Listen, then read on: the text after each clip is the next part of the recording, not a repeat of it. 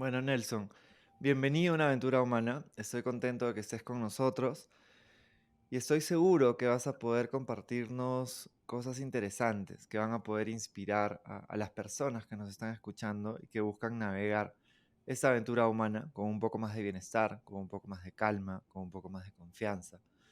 Gracias por estar con nosotros. Gracias Juan Diego por la invitación y por abrirme el espacio. Encantado de que estés acá. Quería comenzar, Nelson. El podcast se llama Una aventura humana, ¿no? Y sabemos lo que es eso, la incertidumbre de la vida, cómo nos lleva por tantos lugares, y quería que nos cuentes un poco sobre tu aventura humana y cómo te trae al presente. Wow, ha sido una aventura, indudablemente. Te digo que me siento bendecido y de poder estar aquí donde estoy, de estar vivo, porque la realidad es que mi vida de de los 14 a los 24 fue bastante violenta, por decir algo, donde hubo mucha droga, eh, puse mi vida en peligro muchas veces. eh, y como te digo, es un milagro que yo esté acá porque realmente las cosas que hice, porque tenía, no porque era una mala persona, sino porque había un dolor interno muy profundo. Crecí en una familia en Colombia donde mis padres dieron lo mejor que pudieron, personas fantásticas, pero desafortunadamente la química entre ellos era tóxica, eh, porque no había los recursos que hay ahora, no había esa intuición y esa necesidad de trabajar en uno mismo. Creo que el trabajo de mis padres era tratar de ser mejor, tratar de conseguir económicamente, tratar de poder proveer para la familia en términos económicos, pero la parte espiritual, digámoslo así, la parte de una conexión profunda, de lazo familiar más profundo, de esas raíces, eh, no estaban. Sin embargo, y es irónico, mis abuelos, los padres de mis padres, sembraron esas semillas de la fe que es hoy en día, que es lo que ahora me lleva a mí a poder romper ese ciclo de abandono y de abuso en el cual crecí, porque mi madre a los 10 años se fue de la casa, que era lo mejor que ella podía hacer en ese momento, no solo por ella, sino también por mi hermana y por mí. Tomó una decisión muy difícil, que a pesar de el amor que nos tenía, lo mejor que pudo hacer fue irse de la casa. Eh, para un niño de 10 años eso es difícil. Nunca, ahora, después de muchas vueltas que da la vida, después de muchas aventuras muy tristes, me doy cuenta que, que fue lo mejor que ella pudo hacer. Pero en ese momento dolió mucho y me lleva a eh, dejar de creer en Dios. Mi abuela, que como te digo era muy espiritual, muy religiosa, muy católica, rezaba rosario todos los días. Me decía que si yo rezaba con fe, yo iba a tener la familia que yo quería. Y entonces imagínate, un niño de 9 años, yo estaba seguro que si mi abuelita me lo decía, y si yo rezaba con fe, yo iba a tener esa familia. Y yo rezaba y yo me levantaba una hora antes de que me recogiera el bus del colegio, me iba a una iglesia, me arrodillaba, yo rezaba, me convertía en monaguillo.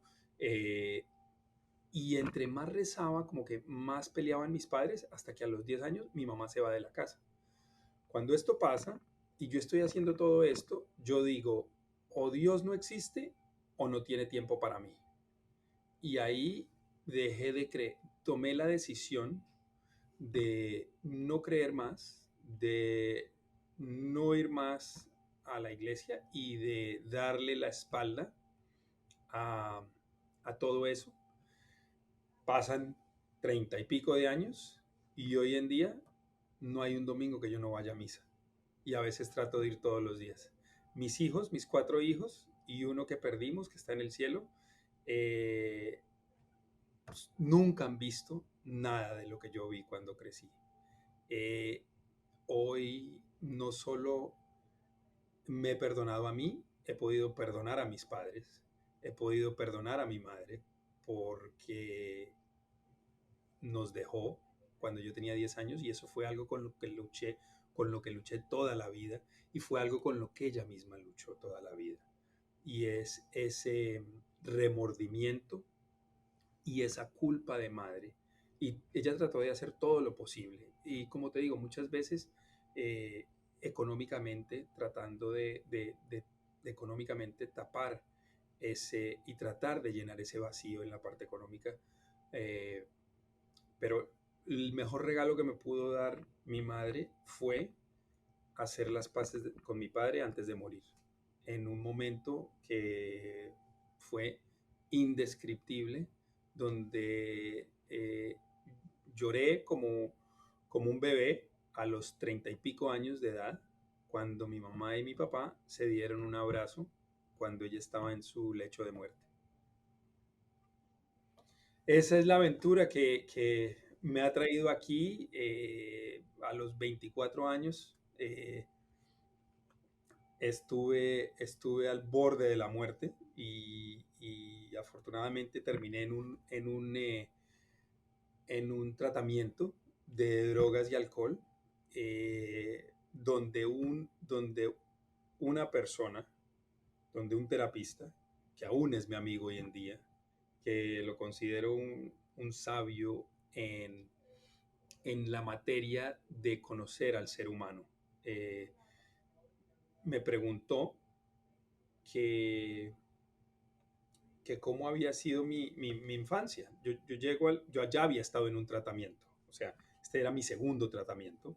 Mi madre tratando de ayudarme, me metió a un tratamiento en Mississippi, luego eso no funcionó porque pues, yo no estaba listo, después entro a un tratamiento en Miami, aquí en Miami, y mi madre este terapeuta me pregunta qué había pasado, que cómo había sido la, que cómo había sido mi vida. Entonces yo le comento, no, mis papás se divorciaron. Hasta ese momento, hasta los 24 años, mi historia era, mis papás se divorciaron. Entonces cuando yo llego allá, y nadie pregunta, cuando tú dices, no, mis papás se divorciaron, pues, ok, mis papás se divorciaron. Porque no nos tomamos el tiempo para realmente hacer las preguntas que nos llevan a la raíz, a nuestra esencia, a nuestra humanidad. Él me pregunta, pero a ver, ¿cómo se divorciaron? ¿Cómo era? Le digo yo, no, nosotros vivíamos en Colombia. Sí, pero tú estás en Estados Unidos. ¿Cómo terminas tú en Estados Unidos? No, porque yo me vine para Estados Unidos. ¿Y por qué te viniste? ¿Con quién te viniste? ¿Solo? No, yo me vine porque acá vivía mi mamá. Ah, ¿tu mamá vivía en Estados Unidos? Y sí, ¿y tu mamá cuándo se fue a vivir a Estados Unidos? No, cuando yo tenía 9 años. Pero ¿cómo así? ¿Tú no te viniste con ella? No, yo no me vine con ella. Entonces, tu mamá te abandonó. Cuando me hace esa pregunta, eh, fue como una flecha al corazón. En ese momento, yo vuelvo a tener 10 años y yo siento ese dolor. Y yo siento que, wow, mis papás no se divorciaron, mi mamá se fue de la casa. Y ahí es donde empieza a cambiar, donde este señor, este doctor, con una pregunta se gana mi confianza total, se gana mi, se gana mi confianza. Yo por primera vez en la vida pude confiar en alguien. Era un lugar seguro, era un espacio seguro donde yo sabía que no tenía nada que perder, que lo único que esta persona quería es que yo pudiera contar mi historia como me había pasado, no, y pudiera llegar al dolor. Y ahí es donde empieza la aventura de mi renacimiento, digámoslo así, con esa pregunta, que dolió mucho en su momento. Y bueno, de eso hace 26 años y ya no duele tanto, ya te puedo contar, pero durante mucho tiempo me dolía mucho, se me aguaban los ojos, durante mucho tiempo he llorado muchísimo, eh, pero ahora ya puedo contar mi historia. He llegado a tal punto que pronto saco un libro que yo creo que por ahí en 3 semanas está saliendo la versión en inglés de mi historia y, Felicidades. y gracias. Ya llegué al punto donde puedo contar la historia y no hay tanto dolor. Qué bonito, gracias por abrirnos tu corazón y contarnos algo tan esencial, ¿no? Tan tuyo, tan de la raíz. De hecho, me resuena mucho. em, o sea, personalmente, yo también tuve una casa con un papá alcohólico, un contexto difícil, también, ¿no? Mucho dolor y en mi caso yo caí un poco más en mentir, ¿no? También entre mis, yo diría, 12, 13 y quizá 17, 18 fue como mi época más dura, ¿no? También recurría al alcohol, estaba como dicen, evitando verla, no podía, no podía ver, digamos, las cosas como, como realmente eran, porque claro, no tenía las herramientas ni los espacios para poder encontrarlo. Y me parece súper valioso tener esta conversación porque pocas veces mucho se habla, por ejemplo, de propósito y de cómo tenemos que, ¿no?, conectarnos con algo que desde donde podamos estar al servicio, desde donde podamos hacerle bien al otro. Y estoy seguro que hay personas que nos están escuchando que o han tenido o están en un momento un poco oscuro, un poco complicado, ¿no? Turbulento. Y saber que hay personas como tú que transitaron eso y que encontraron una manera de, una perspectiva que los ayudó a comprender quizá el pasado de una manera más compasiva, ¿no? Que es algo con lo que yo también me relaciono mucho y creo que es un trabajo que sigue de alguna manera. Yo creo que todas las personas tienen retos, algunos llegan un poco más en mayúsculas, digamos, que otros. En mi caso, mi papá era alcohólico, solía ser violento, digamos, desde siempre estar tirando cosas, y eso duró muchos años, ¿no? Duró desde que yo tuve quizá uso de razón, pero con un poco más de claridad desde mis 9 años hasta los 16, que fue cuando él ya se fue de la casa. Y esos años fueron bien difíciles, ¿no? Bien difíciles para mí de transitar, de yo ir pensando en qué es un referente, por ejemplo, para mí como paterno, masculino, y estuve como yo poco a poco tratando de trabajarme, ¿no? Los viajes ayudaron, el psicólogo ayudó, y de hecho a los 20, yo empiezo a hacer voluntariado a los 16 años, 16, 17 cuando entro a la universidad, más por una motivación que en ese momento no podía ponerle nombre, pero era quiero hacer algo. Y a los 21 ya creo una fundación que se llama Rubasunchi, donde trabajamos mucho con niños en Perú.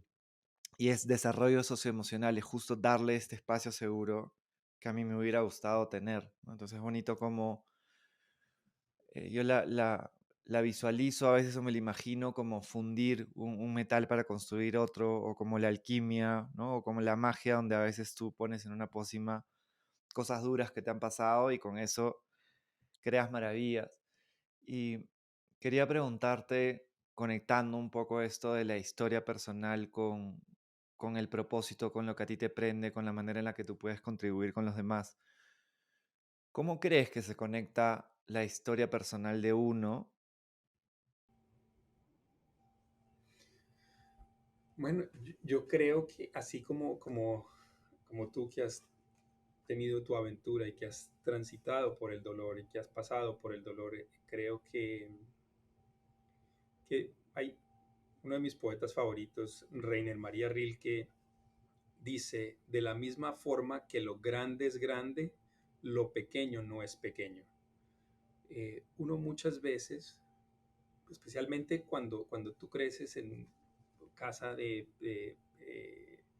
un nivel socioeconómico donde no te falta comida, no te faltan muchas cosas, de pronto te das cuenta que hay gente que tiene mucho menos que tú y entonces eh, empiezas a decir que lo tuyo es muy poco, que no tengo por qué sentirme así si hay gente que está sufriendo mucho más que yo. Entonces, lo que pasa cuando yo hago eso es que dejo de contar mi historia y mi historia es contada por otros. Yo primero, para poder conectar, tengo que tener una conexión íntima con mi historia. Y cuando tengo esa conexión íntima con mi historia, puedo empezar a pedir que mi historia sea sanada. Hay heridas muy profundas, que son las heridas espirituales, que son las heridas que son causadas precisamente cuando los seres, que son los que nos deben dar amor, estabilidad, compasión, comprensión, eh, nos nos dejan o se van o se mueren y crea un vacío. Ese vacío se convierte a través de la vida en un vacío espiritual que tratamos de llenar con trabajo, con ejercicio, con, con cosas mucho más tóxicas, apostando, pornografía, con una cantidad de otras cosas que nunca van a llenar ese vacío. Y lo que hacen es hacer el hueco más hondo, la herida más profunda y mucha más oscuridad entra en nuestra vida cuando, cuando no vemos la raíz de realmente del vacío. Y en la mayoría de los casos, esa raíz es esa falta de padre y madre que crean ese dolor. Entonces yo diría que para conectarme yo con otros, yo primero tengo que conectarme conmigo mismo, conectarme con mi historia, aceptar mi historia, perdonarme por mi historia, porque todo eso, todo ese dolor que yo tenía, me llevaba a ponerme en situaciones donde arriesgaba mi vida simplemente porque el dolor era tan profundo que en mi caso lo único que llenaba ese dolor era las drogas, el alcohol, el sexo. Pero eran situaciones que después del high ese, siempre había un remordimiento de conciencia terrible y no puedo creer que he vuelto a hacer esto. Y empezaba otra vez ese ciclo. Eh, cuando se rompe el ciclo y cuando el doctor Mejía me dice, entonces tu mamá te abandonó, ahí como que se abre, se abre el camino. Cuando llego a la verdad de lo que pasó en mi vida, se empieza a abrir el camino y puedo empezar a ver una pequeña luz. Sigo en la oscuridad, pero ya veo la luz y veo que esto duele, pero Pero aquí hay una persona que me quiere, que tiene compasión, que me entiende, que no me juzga, no me está juzgando. Yo no soy menos que nadie de los que están ahí porque mi mamá me abandonó y me da el espacio y me sigue haciendo preguntas donde yo puedo seguir preguntando y ya empieza el camino, ya después empiezas a crecer espiritualmente, empiezas a hacer cosas para que tu espíritu se fortalezca y ya llegas a un punto donde el espíritu está fuerte y eres un atleta, o sea, estamos no es una competencia espiritual, sino que estamos en una aventura humana y espiritual. Y entonces la parte espiritual, entre más la fortalecemos, más podemos contar las historias y más te puedo contar y más podemos conectar. Porque es diferente cuando tú y yo estamos hablando de algo tan doloroso, estamos conectados a otro nivel. O sea, es una conexión especial y es a un nivel diferente. Totalmente de acuerdo.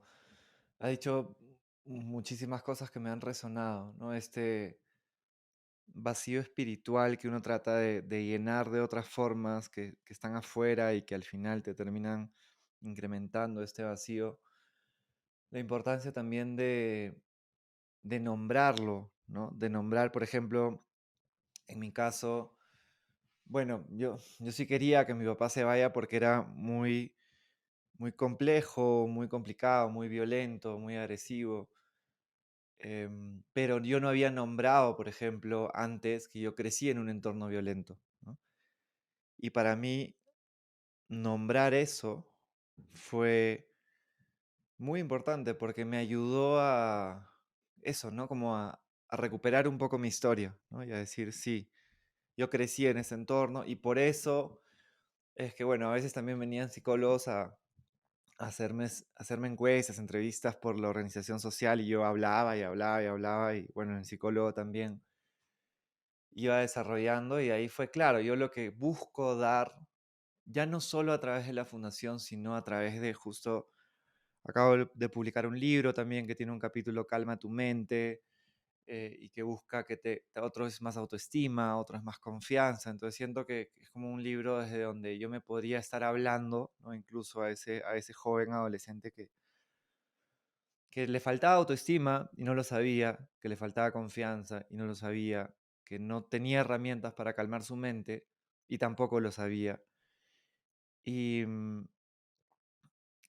ya lo que te quería preguntar también es, porque la compasión, ¿no? El poder perdonar cosas tan grandes en la historia de uno, es tremendo reto, ¿no? Es algo que a mí me suele dar paz, pero ha sido un camino para encontrarlo y sigue siéndolo cada vez que aparece, es el mirar con compasión.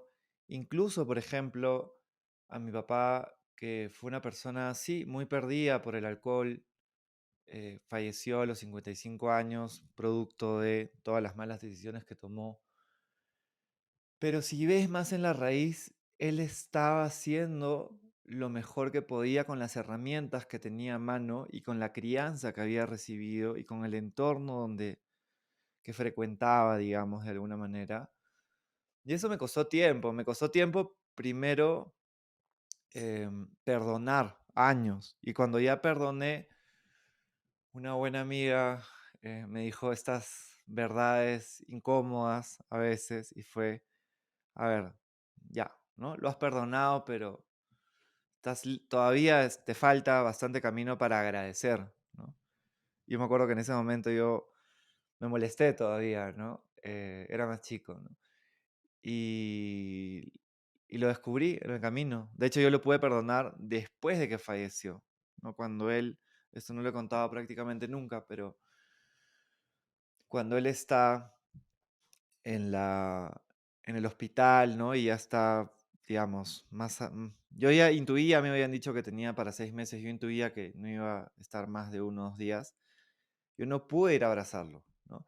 Y yo soy súper, o sea, la gente que me conoce sabe de que yo abrazo, ¿no? Con los niños también con los que trabajo soy muy también cercano, con mis amigos siempre también nos abrazamos, pero no pude, porque también trato de ser coherente siempre y hacer lo que me nace. Recién, un año después de que se fue, le pude agradecer, ¿no? Oye, gracias, porque la verdad que sé que hiciste lo mejor que pudiste y que si no me hubiera pasado todo eso, probablemente no existiría, por ejemplo, la fundación que inicié, no hubiera escrito ese libro. Es algo que me ha retado y de hecho en mi libro le agradezco, ¿no? Le agradezco por los momentos retadores que me hizo vivir y que forjaron mi resiliencia. ¿Qué crees que puede ayudar a perdonar desde una mirada compasiva? Yo creo que, y creo que tu ejemplo y tu caso con tu padre es, eh, es el camino perfecto para ver cómo logras encontrar ese perdón y perdonar a tu padre. Y eh, eh, no me imagino el dolor tan grande para el pequeño Juan Diego de desear que su padre se vaya, que es lo mejor que su padre puede hacer es irse de su casa, y ese dolor profundo de querer que esa persona que debe darte ejemplo, que debe estar ahí, que debe ser un pilar, que debe ser la base de ese hogar, desear que se vaya, y luego que se va es el dolor que siente. O sea, ese, ese dolor de no poder dar el abrazo, y esa compasión que sientes tú contigo, de poder perdonar y de poder aceptar que gracias a todo eso tú puedes estar hoy ahí y puedes ayudar a cientos y miles de niños, y puedes tener este espacio, y podemos hablar y conectar y de nuevo llegar a sentir. Y creo que eso es la compasión, esa es la comprensión, y ese es el perdón. Cuando uno puede mm, sentir en su corazón y, y sentir ese dolor, observarlo. El capítulo me encanta el capítulo de tu libro, y no veo la hora de leerlo, eh, de calmar la mente, y es que no somos lo que pensamos, ni somos lo que sentimos, pero sí lo observamos. Cuando observamos lo que pensamos y lo que sentimos, humanizamos. Y ahí es donde está la clave, yo creo, de esta aventura humana. Es sentir el dolor. Del dolor, entre más corramos del dolor, más dolor vamos a producir en nosotros mismos. Del dolor no se puede escapar. El dolor hay que, el dolor hay que verle la cara, y y ahí es donde logramos cambiar, romper ciclos, contar nuevas historias, escribir mi propia historia, lograr que mis hijos cuenten una historia diferente. Eso para mí es primordial.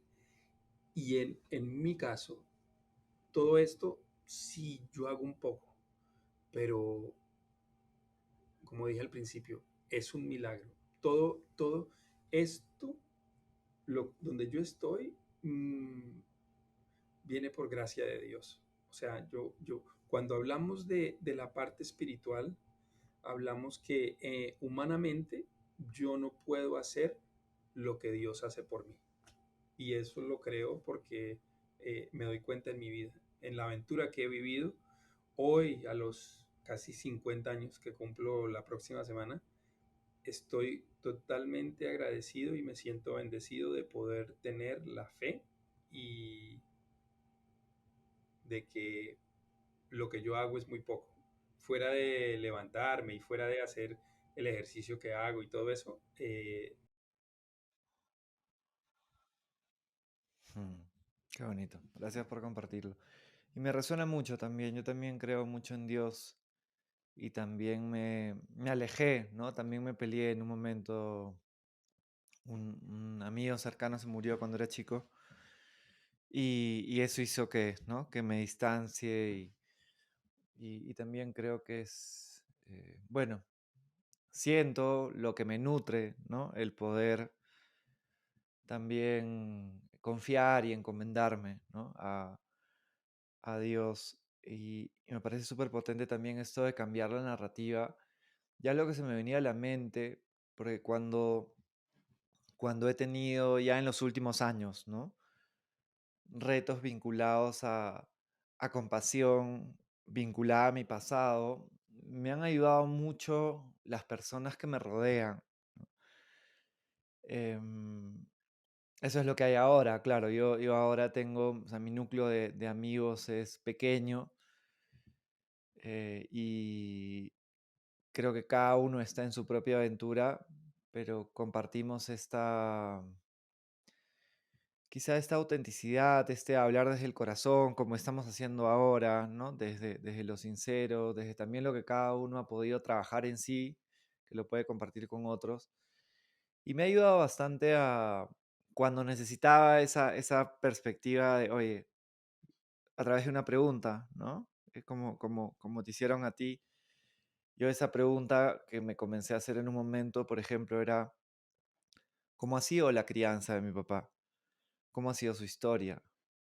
¿La habrá estado pasando bien o cómo la estuvo pasando? ¿No? Y así con cualquier persona que me ha retado de un entorno cercano, y siento que creo que los amigos cercanos, que también pueden ser tutores, mentores, terapeutas, profesores, me han ayudado muchísimo a poder encontrar una perspectiva que me dé paz, pero que también que espiritualmente sea beneficiosa para mí y para otros, ¿no? ¿Qué crees que te ha ayudado a ti dentro de, me imagino que han habido personas, ya comentaste del doctor Mejía, personas maravillosas que te han ayudado que te han inspirado de alguna manera? ¿Quiénes se te vienen a la mente? La primera que se me viene a la mente es mi esposa.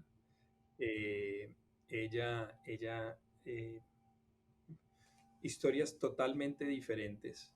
Eh, Nunca nos hubiéramos encontrado, si fuera por nosotros, por nuestra voluntad, jamás nos hubiéramos encontrado, jamás hubiéramos salido en un date, jamás hubiéramos ido a comer helado como lo hicimos. Sin embargo, Dios nos puso enfrente el uno del otro, y ella para mí es organizada. Ella para mí, ella significa orden en mi vida. Ella eh, es una madre excepcional, un cariño, mm, es una de las personas más coherentes, si no la persona más coherente que yo conozco en cuanto a vivir de la forma como ella habla. O sea, es una coherencia y eso es lo que más admiro de ella. Su coherencia, eh, bueno, además de que es hermosa, obviamente, pero su coherencia en la vida es admirable. Yo creo que es la persona que más admiro hoy en día. Eh, Llevamos casados casi 20 años y cada vez aprendo más de ella, cada vez conecto más con ella, cada vez nos entendemos más y cada vez la amo más. Y eso para mí es una, de nuevo, otra bendición que no es, ese no es el Nelson que yo era a los 17 18 años, ni a los 23 ni a los 25.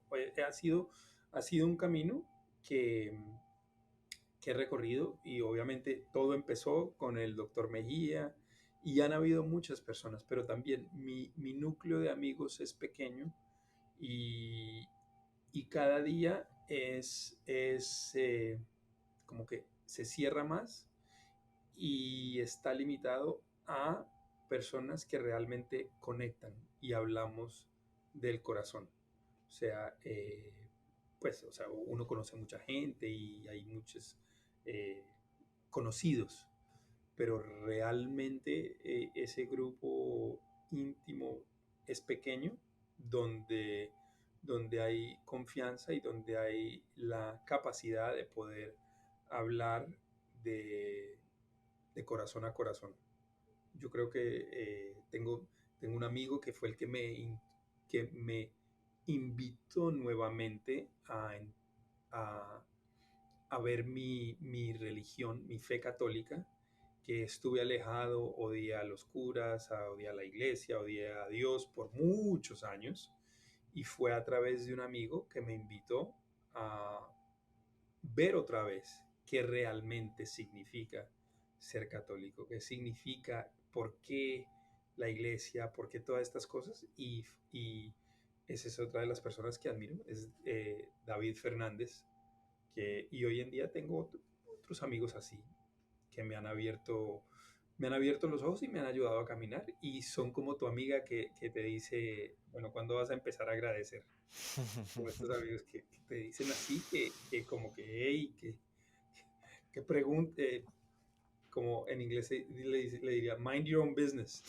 Eh, eh, pero son esas personas que te ayudan a crecer, que tú sabes que realmente eh, van en el mismo camino y que con preguntas o con frases te ayudan.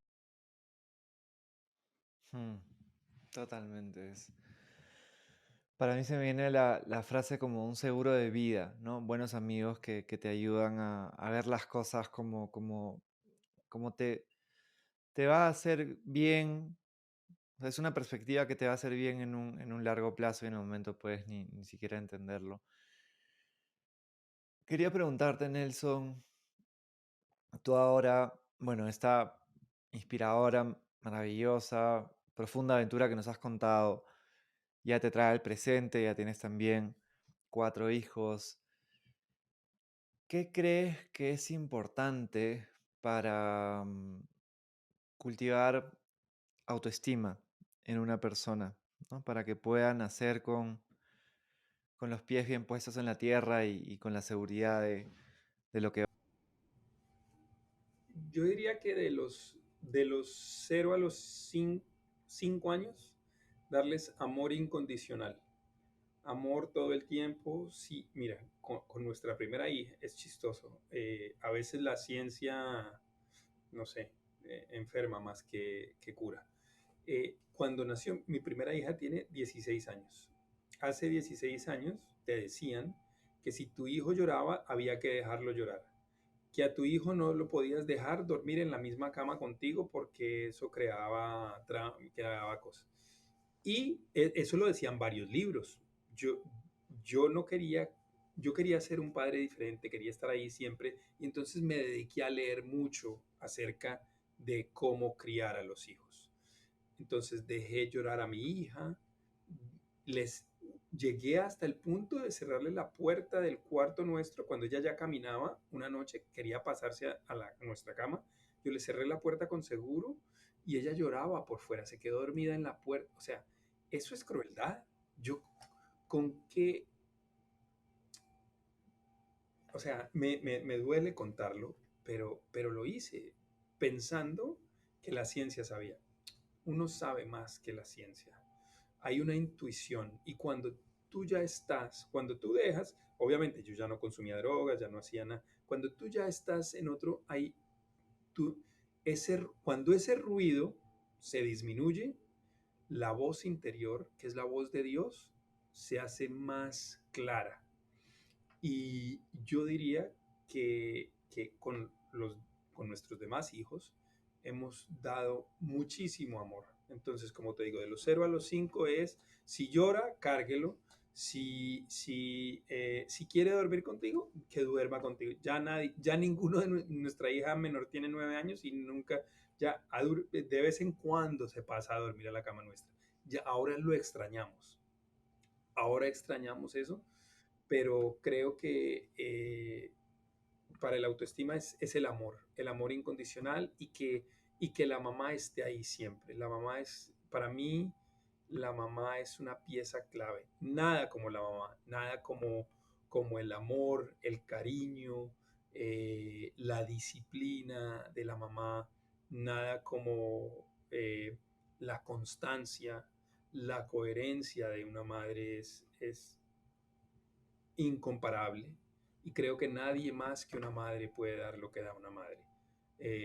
A falta de una madre, porque hay casos, es un padre, una abuela, pero que un niño tenga a alguien que le da amor, siempre. Y ya después de los 5 años es empezar a plantar las semillas de la fe. Y es que a pesar de que estamos viviendo una experiencia humana que nos va a durar por ahí unos 100 años, también hay una experiencia espiritual. Somos mente, cuerpo y espíritu. Entonces, eh, la alimentamos con esa presencia, con ese amor, con todo esto. Las bases son amor, comprensión, cariño. Eso alimenta la mente. Y todos esos sinopsis del cerebro se van haciendo conexión. El cerebro va conectando y va creciendo un niño con autoestima. Después ya empiezas a ir al colegio, a los 5 años vas a kinder, empieza a alimentarse de otra forma la mente y el cuerpo se alimenta también de otra forma. Eh, Ojalá empieces a comer vegetales y toda esta comida que nutra y todo eso. Y ahí es cuando creo que se puede empezar a alimentar el espíritu. Y yo creo que de esa forma crece una persona con buena autoestima. Y de nuevo, es aprender a lo que tú seguro hablas en tu libro, de calmar la mente, de no escuchar a la mente. La mente siempre, aún hoy en día, yo soy el CEO de la fundación del college más grande de Estados Unidos. Tenemos 120,000 alumnos, recaudamos millones al año y yo entro y este puesto, estoy aquí porque he trabajado duro, pero yo a veces entro a un salón y digo, yo no me merezco estar acá, mi mente empieza la loca de la casa. Santa Teresa de Ávila le decía a la mente la loca de la casa porque te empieza, tú no eres nada, no sabes nada, no vales nada, y empieza el síndrome de impostor y empiezo yo a sentirme y es como si el Chapulín Colorado se tomara la pastilla de chiquitolina, que termino sintiéndome como un enano, como nada, como una basura. Tengo que esperar y observar, reírme de mi mente, porque no darme duro, porque lo otro es empezar, otra vez estoy acá y otra vez me siento así y darme duro. En cambio es observar, reírme y dejar lo que pase y recordarme, no, espera un momento, yo estoy acá porque durante 12 años fui presidente de otra fundación y fui presidente de esa fundación porque durante 5 años trabajé para un congresista y trabajé para un congresista porque durante 4 años trabajé en una enmienda de prekinder universal de todo el estado de la Florida donde recogí casi 1 millón de firmas. Hice eso porque llegué a un tratamiento y después todo eso que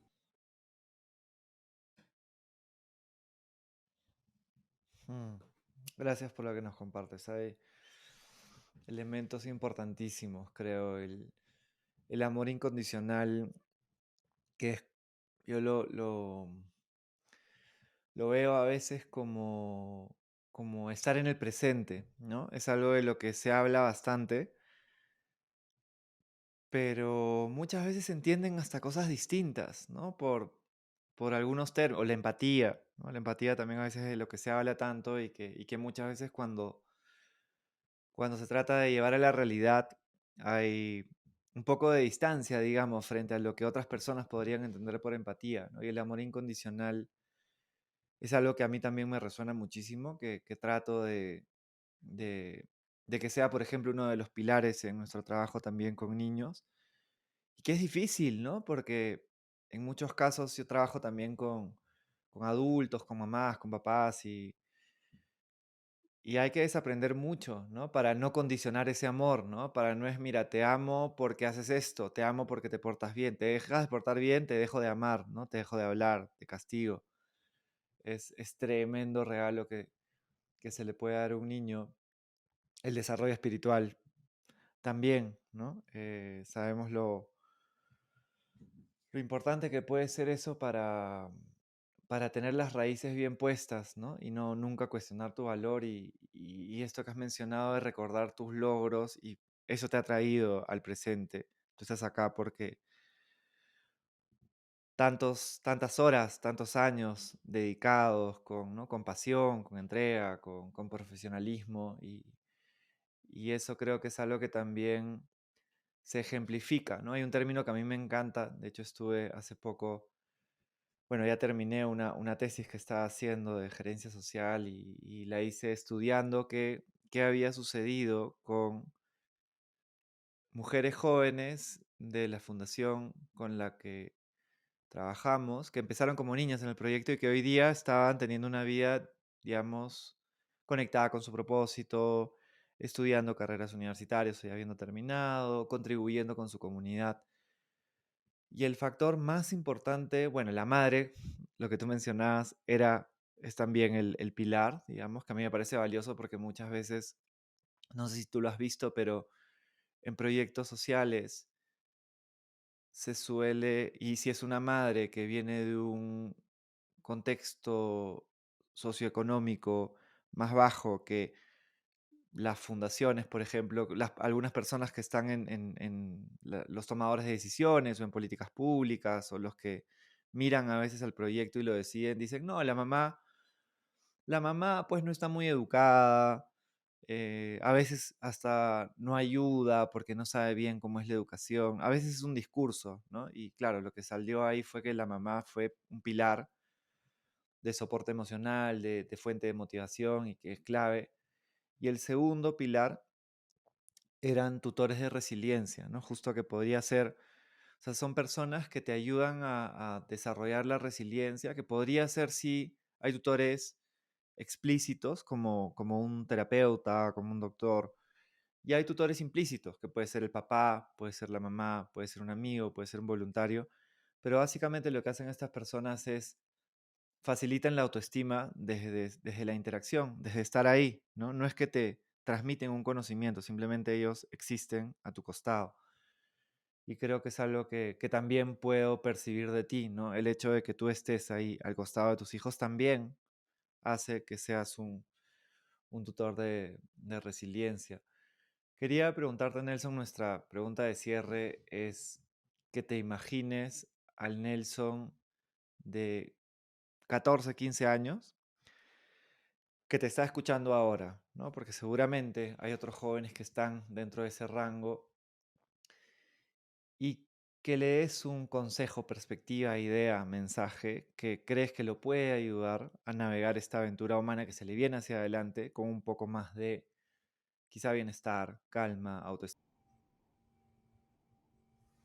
Uf, yo le diría, yo le diría, hablemos de tu dolor, hablemos de, cuéntame, cuéntame cómo eran esas peleas, cuéntame qué sentías cuando tus papás se pegaban, cuéntame qué sentías cuando, cuando la empleada se encerraba con ustedes en un cuarto para que no vieran, pero tú escuchabas los gritos.